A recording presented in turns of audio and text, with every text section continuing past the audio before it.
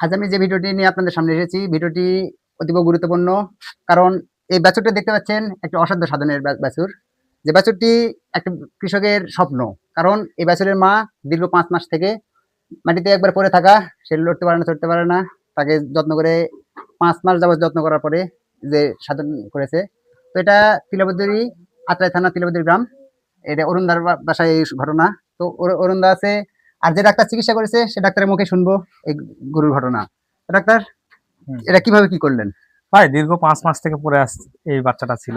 এই গরুটা ছিল গতকাল ডেলিভারি হয়েছে। মা এখনো পড়েই আছে আচ্ছা, অলরেডি। এখন উঠবে নাকি উপরওয়ালা জানে। যাই হোক আমরা চেষ্টা চালাচ্ছি।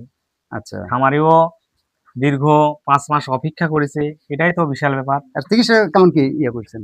হ্যাঁ, চিকিৎসা এই গরুটা যা চিকিৎসা খরচ হয়েছে দেখা যাচ্ছে এই গরুর যা খরচ আছে এরকম হয়তো একটা বাচ্চা একটা গাই কেনা যেত। তাহলে তো বহু খরচ। তারপরেও তারপরেও সে অরুণদা থামেনি। না থামেনি, চিকিৎসা আচ্ছা, চালায় গেছে। যাক, অরুণদাকে ধন্যবাদ যে একটা পশুর প্রতি এরকম একটা সহনশীল একটা করার জন্য।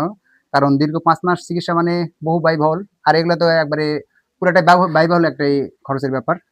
আর দীর্ঘ ৫ মাস যে গরুর যত্ন করেছে সেই জানে যে কতটা কষ্ট সইতে করতে হয়। তো দেখতেছি যে গরুর জরায়ুতে তো সিলাই দেওয়া ছিল। হ্যাঁ, এই শিলায় দেওয়া অবস্থায় ছিল। বাচ্চা কি করে, আপনি কিভাবে কি না, করলেন? দীর্ঘ ২-৩ দিন আগে গরুটার জরায়ু বের হয়ে আসে ডেলিভারি হওয়ার আগে। যে জরায়ু যখন বের হয়ে আসে তখন হাত দিয়ে দেখা যায় যে না গরুটার জরায়ু খোলেনি। অলরেডি পথনের ঠেলা জরায়ু বড় হয়ে যাওয়ার কারণে দীর্ঘদিন পড়ে থাকার কারণে জরায়ুটা বের হয়ে আচ্ছা, আসছে। কিন্তু তখন আমি সেই অবস্থায় সেলাই দিয়ে রাখা যায়।